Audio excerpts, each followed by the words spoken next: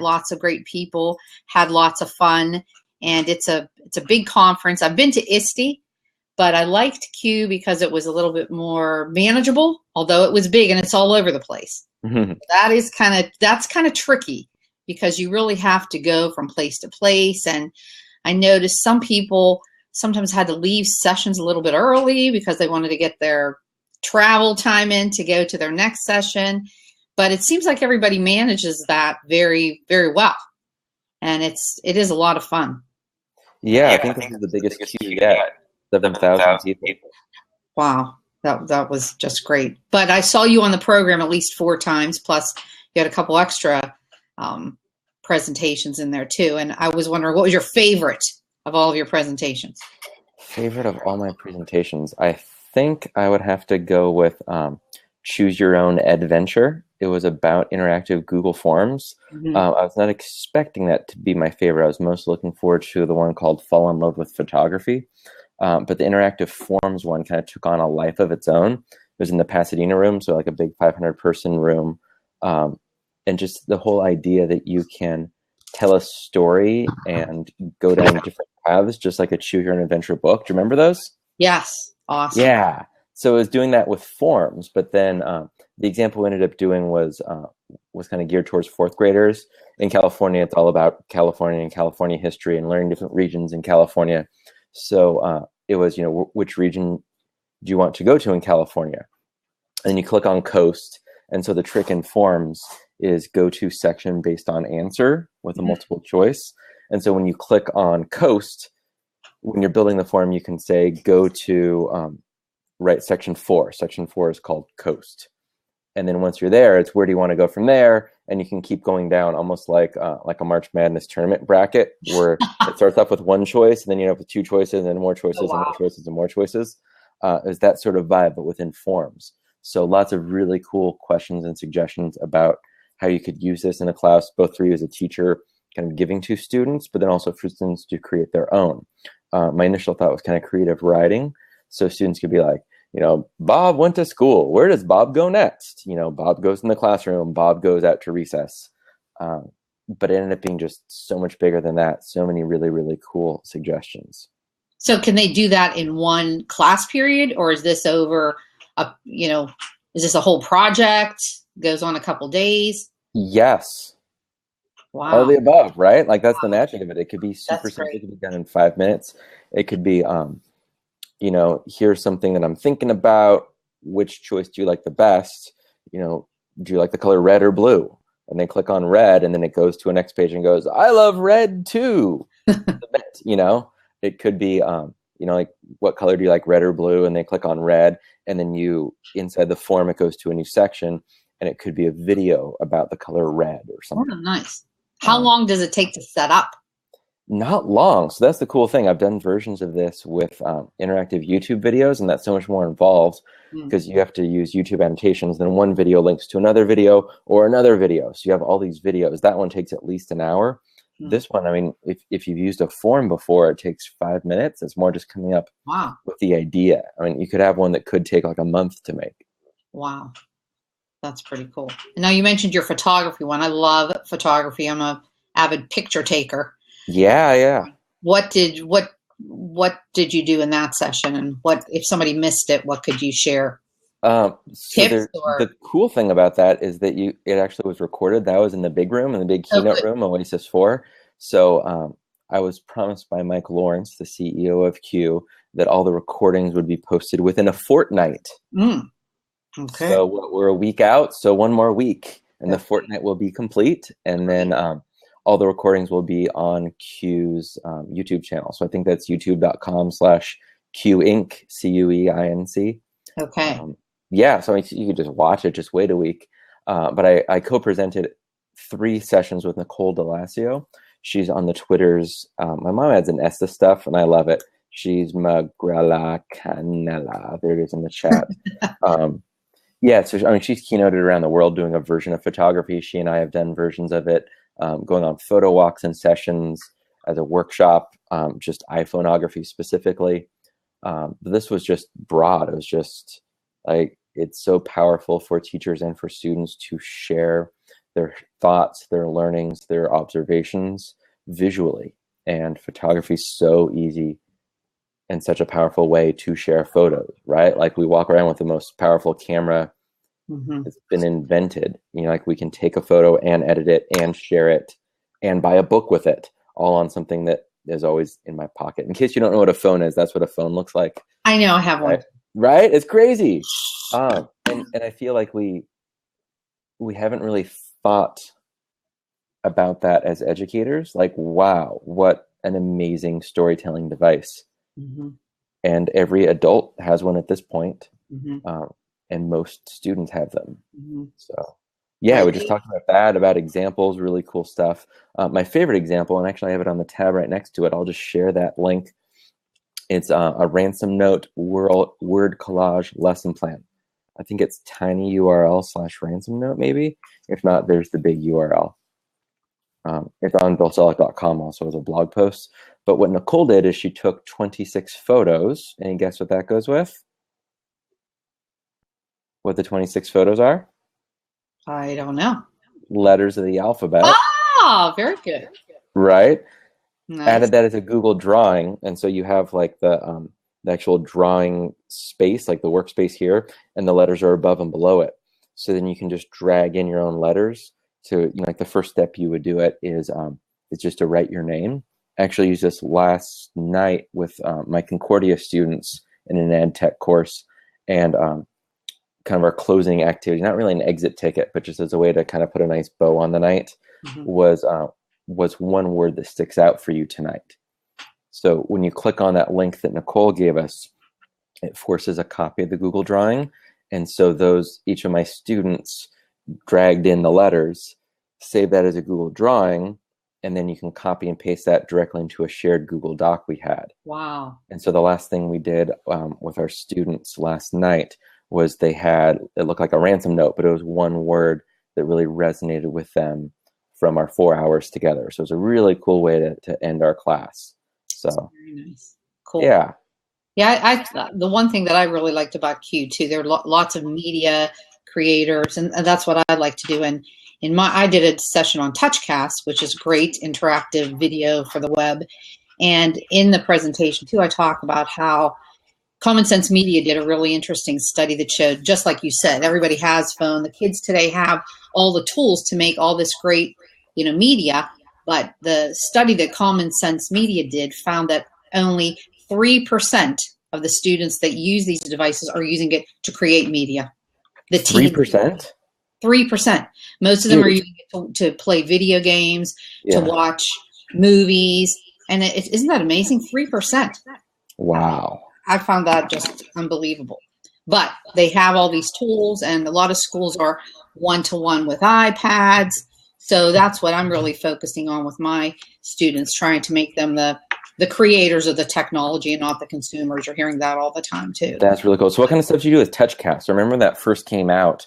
One of my students tried to make a video and ended up being like kind of 4 hours of prep, and then had to do it live in 5 minutes. But see, that's what people think, that, oh, gee, I have to use all of this stuff. Just use it. They would just use it for one thing, like the green screen tool inside there.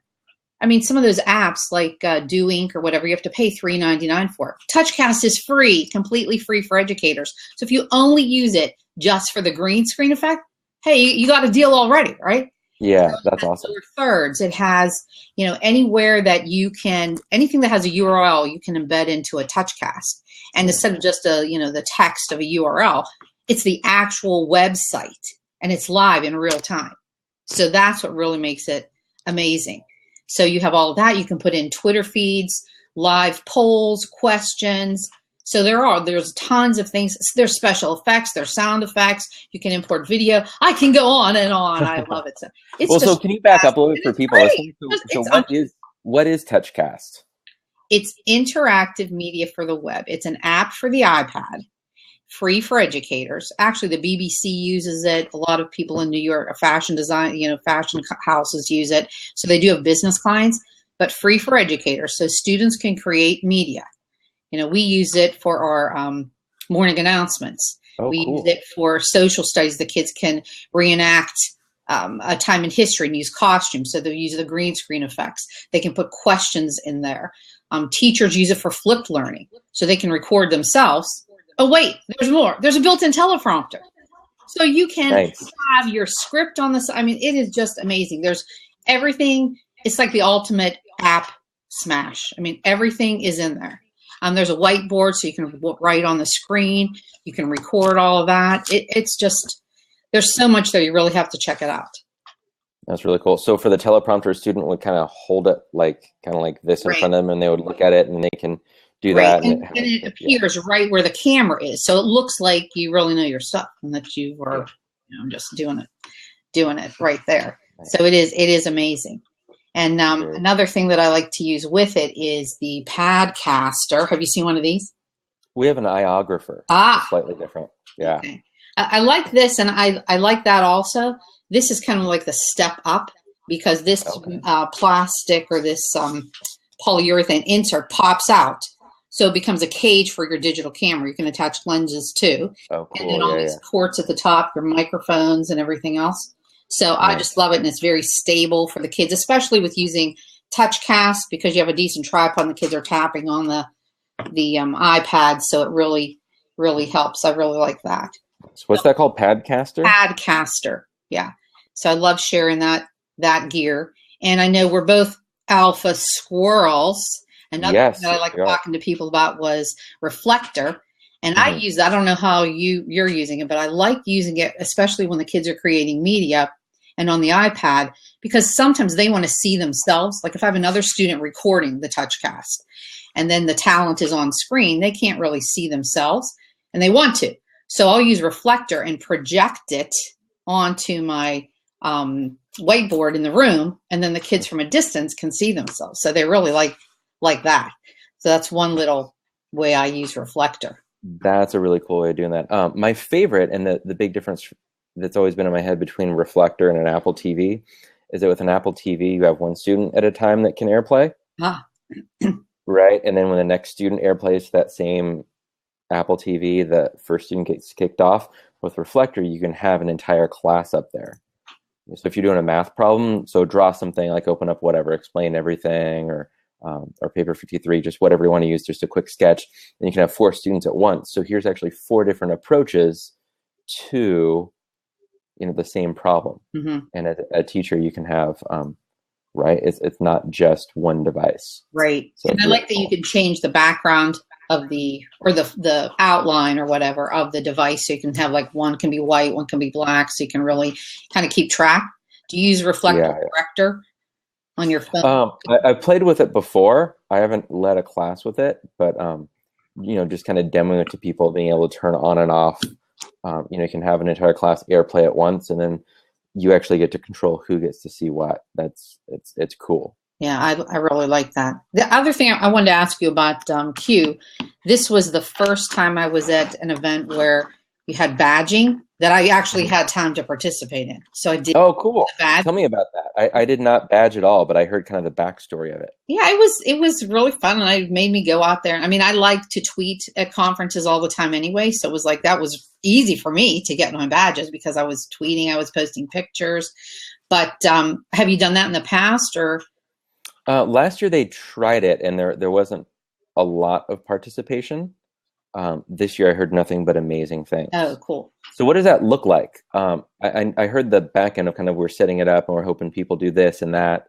And then I heard that people ended up just kind of getting everything. And then much like you would do in bingo, instead of just getting 5 in a row, blackout, you have to get all of them.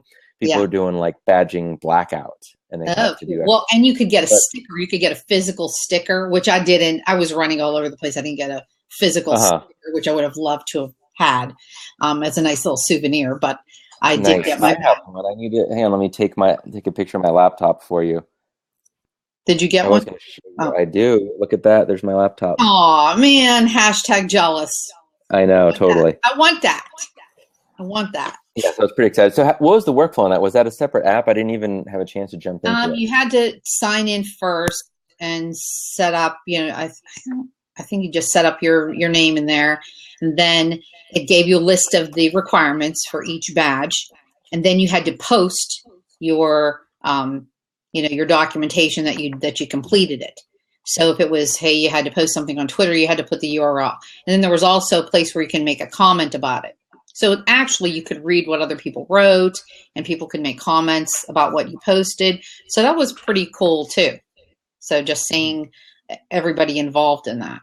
Yeah, it seems like that could be a cool way if you don't know many people at the conference to connect with folks. Yeah. And we're planning I'm on a couple planning committees for some of our conferences here in Pennsylvania.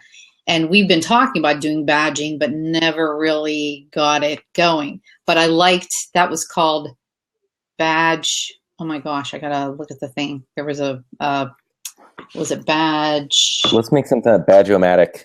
Badge, something like that. Yeah. I'll have to look it up and post it. But that was really cool, and it was a clean, easy to use site, and I thought it was fun.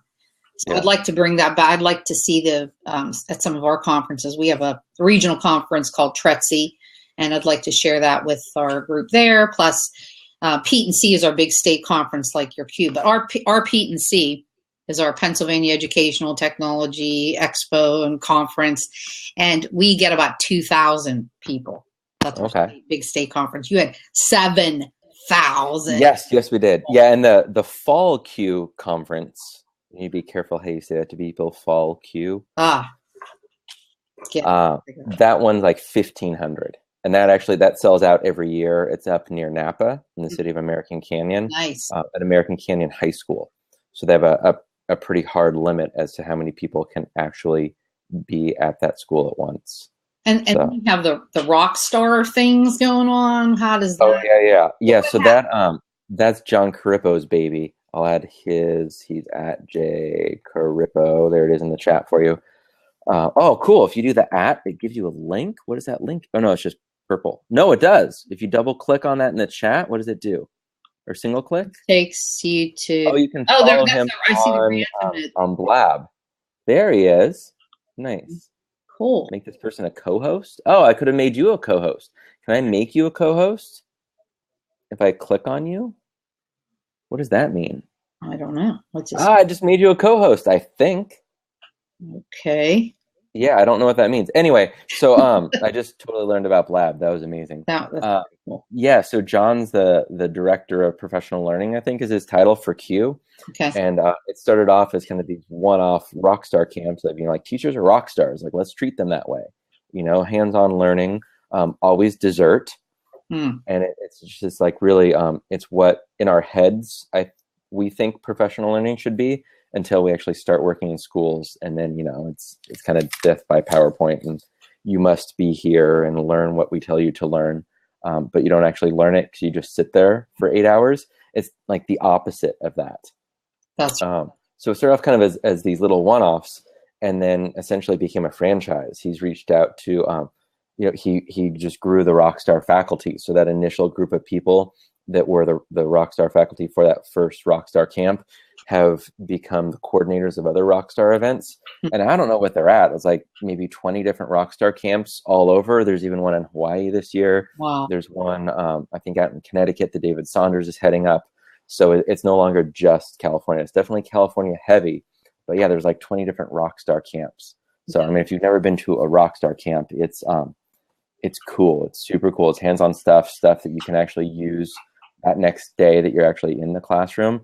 And there's dessert. So can't beat that. You gotta give them food. Right. I was up. I'm a late nighter. So here I was up late at night when they announced the rock stars. So I was really exciting on Twitter or wherever, it's like, oh, here's Rockstar in this school and in this school, and people getting all excited about it. So that was almost like a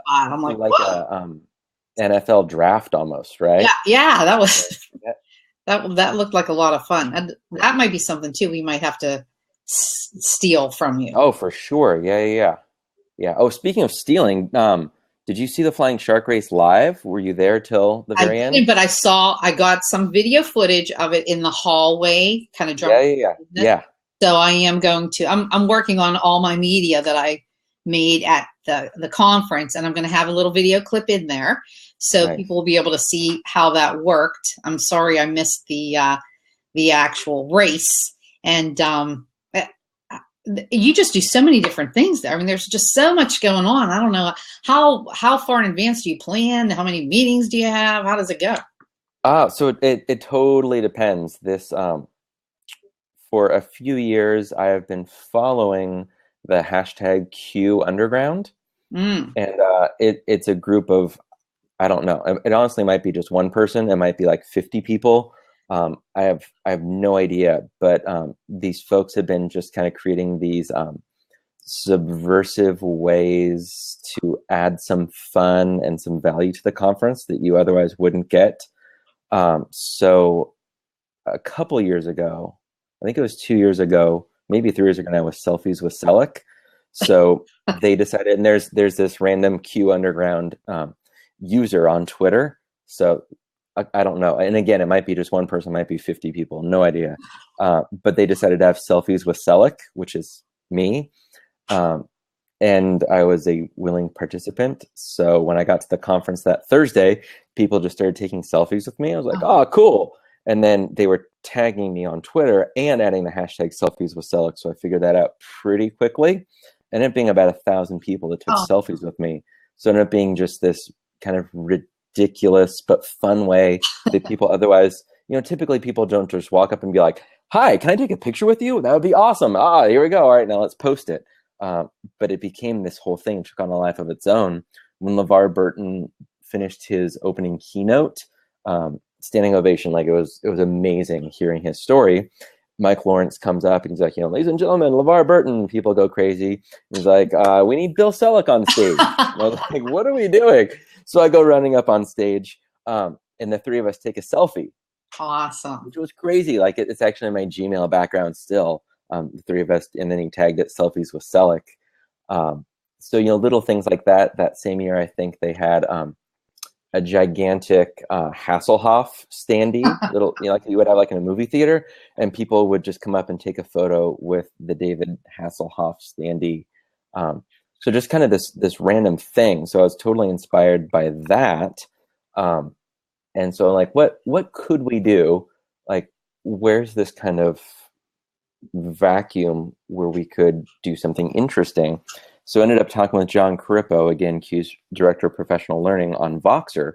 And I don't know how we got to it, but we got to, wouldn't it be fun to do a flying remote control helium balloon shark race?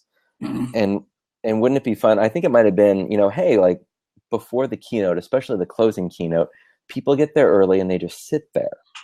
So what can we do? Nice. And so I was like, I don't know. I think he came up with the idea. He's like, there's this thing called air swimmers. Like, let's do a race. And then CUE has this whole thing, steampunk. They're these, it's almost like a Google certified educator sort of thing, or like an alpha squirrel thing. Mm-hmm. There's these 5 steampunkers that come up with these really cool lessons and pilot stuff, and then share all their resources. So I think it's CUE.org/steampunk. So we're like, we'll get the steampunkers to fly it. And we did, and it was ridiculous, and it was amazing. And we had a silly little Google slide deck that we shared. Bert Lowe, who was the conference chair, he and I were the co-hosts. Sarah Boucher, who's out in Las Vegas, ended up sewing gray sweatshirts and gave us shark hoodies that had like a dorsal fin. I don't know where the dorsal fin is. And then just raced them. So we built them the day before in the hallway. People were going crazy, like, there's a flying shark. How do we buy them? Like, yeah, I saw that. Amazon. And then we raced them before the closing keynote. So instead of just coming in and sitting there and being like, ho hum, I'm going to sit here and check Twitter or Facebook or just kind of veg out for 20 minutes. There are these 5 steampunkers. They're like climbing over chairs, and those air zukas that you pull and it releases a puff of air. Give those to audience members, so they're up there. We call that shark repellent. And they're trying to get them off course, and then people are trying to get them on course, and then different groups are cheering for different racers. And then you had to do a lap around both cameras, right? So it's being live broadcast, obviously. They had to kiss one of the screens that was on either side of the main screen. And Doug Robertson from Portland, who's a CUE steampunk racer, came on, and then we had a rematch because he was so fast, and he won a second time. And then he was going back to Oregon. So the idea was, just like in a 50s movie, you race for pink slips, right? You get to keep them all. So he won 5 flying sharks. And there's like, Yeah, I have to get on a plane in like an hour. I don't have time to like drain them and roll them up. So we just flew them into the audience, and whoever caught it ended up getting to take home Awesome. the flying shark. It was ridiculous. It was amazing. The whole thing's Creative Commons. So if you want to steal the idea, totally like steal the flying shark race for yourself. That's And along the way, there was hopefully little value adds like, hey, it's Creative Commons. Bert, what is Creative Commons? What does that mean? That's a great idea. So when your students do a project, yada, yada, Creative Commons, talked about little things like that, talked about some projects with the racers. It was as ridiculous as it sounds. And just, it was fun. And it was live stream, but it's also recorded, so people will be able to see it in the. I hope. Yeah, I don't know what footage they got. Oh, cool. I think there's flying sharks. They're like Oh my gosh. in the air in a room that seats 3,000 people. So yeah, I don't know how much of that they'll actually post to YouTube if it's worth keeping, but I hope.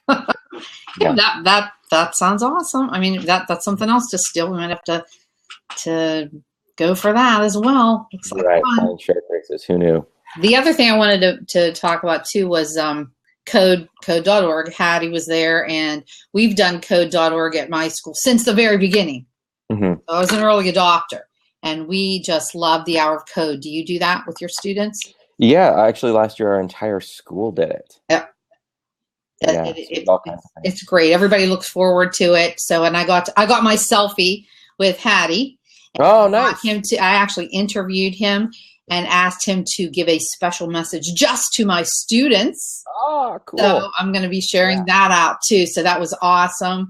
Very, was starstruck. It's like, oh, I get to meet all these cool celebrities. Yeah. And I saw Hall Davidson, and he's been actually to Pennsylvania for something that we have, KTI, Keystone Technology Innovators Summit, and he's presented there. So I got to meet him, and he's been to some of our regional conferences. So I got a selfie with him as well. So it's fun to see all those cool people. And Hall did a great session on VR. Yeah. That is just unbelievable. And at his session, he was just sharing out some different devices like Google Cardboard and the CUE finders. Yeah. Then there was a person in the audience, Mike Sinclair, who had these little thingies. Yes. Yeah. VR, and I got a set. So nice. They were pretty cool and awesome. So I got. What are those called? Snap VR. So you put your phone right in here, just like kind of snaps in there.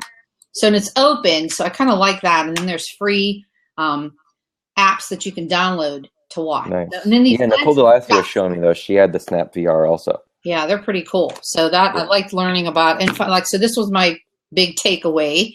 Nice. Showing everybody these. And like I said, just meeting all the great people. And like I said, going to Palm Springs was like visiting a picture postcard and just walking right into it. And the fact that you have the mountains and the palm trees, and you can actually get to the mountains. A lot of places in California, you see them, but it's like they're farther away than you think. And one person in the exhibit hall, because I was interviewing people in the exhibit hall, said, you have to go to the mountains. I'm like, they're so close. And she's like, yes, you can do there. And if you don't get there, we'll drive you there. You need to like say that you were at the base of the mountain. Nice. So I did that, and I have pictures of that I'll be sharing out too. So it was a great trip. I met so many great people, and I highly recommend it if people can make it out there. Got lots of ideas to come back with and share with other teachers and some of my network. Yeah, lots of ideas, but most importantly, lots of good conversations, right? Absolutely. So again, is there anything else you want to say before we go? No. Okay. All right. Well, that was awesome. And thanks for blabbing with me. I'm a newbie blabber, and kind of got a little of the quirks worked out there, but I do like this. And blab.im. It's fun, right? Yeah, it was awesome. Yeah. So, and will you share the recording? I sure will. Okay. And thank you so much for your time. Have a great weekend and enjoy your great weather out here. It's still chilly over here. Yeah, no, it's perfect. So thanks so much for your time. I really appreciate it. Yeah, thanks. Okay. Bye.